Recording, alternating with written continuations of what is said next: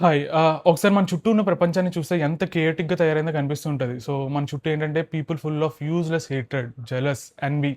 ఒక మనిషిని మనిషిలా చూడడం కంటే పక్కన చూసి ఏడవడం ఎక్కువైపోయింది. So, it's pathetic and chaotic world కదా! సో, ఇంత కేయాస్ మధ్యలో టు సర్వైవ్ నా ఓన్లీ ఎస్కేప్ రూట్ ఏంటి అంటే ఆర్ట్. ఒక మంచి సినిమా, ఒక మంచి పాట, ఒక మంచి పుస్తకం. ఇంత కేయటిక్ వరల్డ్‌లో సర్వైవ్ అవ్వడానికి నాకు చాలా హెల్ప్ చేస్తాయి. సో, అందుకే ఈ వీడియోలో ఏంటంటే నేను చదివిన ఒక మంచి పుస్తకం గురించి మాట్లాడదాం అనుకుంటున్నా. ఆ పుస్తకం పేరేంటంటే 'మ్యాన్ కాల్డ్ ఓ'. ఈ బుక్ థీమ్ ఏంటంటే ఇది ఒక బ్యూటిఫుల్ లవ్ స్టోరీ. ఒక మనిషికి కైండ్‌నెస్ ఎంత ఇంపార్టెంటో చెప్పే పుస్తకం ఇది. ఇదేంటంటే ఒక సూసైడ్ థీమ్ ఉంటది కానీ మనం ఎంత బ్యూటిఫుల్‌గా రాసారంటే చదువుతున్నంత సేపు ఆ థీమ్ అనేది మనకి యాంగ్జైటీ తీసుకురాదు. పేజ్ తర్వాత పేజ్ తిప్పుతూనే ఉంటాం, చదువుతూనే ఉంటాం. సో, ఈ బుక్ స్టోరీ ఏంటంటే it's a story of grumpy old man అనమాట. సో, ఆయన ఏంటంటే బుక్ మొత్తం జనాల మీద చిరాకు పడుతూ ఉంటాడు. సో, ఆ చిరాకులోనే చాలా మంచి క్యూట్‌నెస్ ఉంటది. ఒక పేజ్‌లో నువ్వేంటంటే బీభత్సంగా నవ్వుతావు. ఇంకో పేజ్‌లో ఏంటంటే కళ్ళలో నీళ్ళు తిరుగుతుంటాయి. సో, ఆ పర్ఫెక్ట్ బ్యాలెన్స్ మెయింటైన్ చేయడం లైక్ ఈస్ ఫ్రెడరిక్ బ్యాక్‌మన్ తోపునెస్ అని చెప్తాను నేనైతే. ఈ బుక్‌లో ఇంకో ఇంపార్టెంట్ క్యారెక్టర్ ఉంటది. That is Sonja. That is Ove's wife అనమాట. ఆవిడ చనిపోతారు. బుక్ ఇంట్రడక్షన్‌లోనే చెప్పేస్తారు like he is living alone అని. కానీ మనం చదివే ప్రతి సెంటెన్స్‌లో, ప్రతి పేజ్‌లో, ప్రతి సీన్‌లో ఆవిడ ప్రెజెన్స్ ఉంటది. సోంజా ప్రెజెన్స్ ఉంటది. ఆయన చేసే ప్రతి పనిలో సోంజాని గుర్తు చేసుకుంటుంటాడు.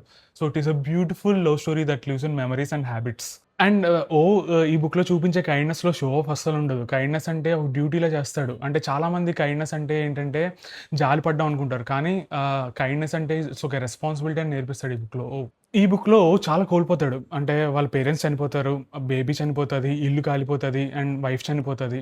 ఇన్ని బాధలున్నా కూడా వేరే వాళ్ళకి ఏదైనా హెల్ప్ కావాలంటే నాకెందుకులే అని అనుకోడు. So, that is the irony of the story and at the same time the beauty of the story కూడా ఇదే.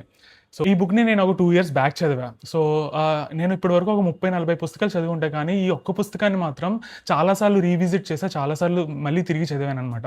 సో, చదివిన ప్రతిసారి I feel very hopeful again. So, last 3, 4 years నుంచి నాకు I been through lot of depression and I've gone through lot of pathetic things. And every time I read this book I feel very, very hopeful again. So, ఈ book చదివాక నాకేంటంటే ఒక 2 lessons చాలా గట్టిగా hit అయ్యాయి. ఒకటేంటంటే love doesn't need to be very loud to be deep and kindness is not about being nice. Kindness is about being there for someone and someone needs it అని.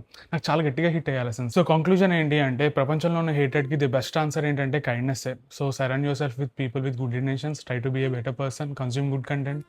And మనం ఇలా ఉంటే డెఫినెట్‌గా మనం ప్రపంచాన్ని చూసే పర్సెప్షన్ డెఫినెట్‌గా మారుతది.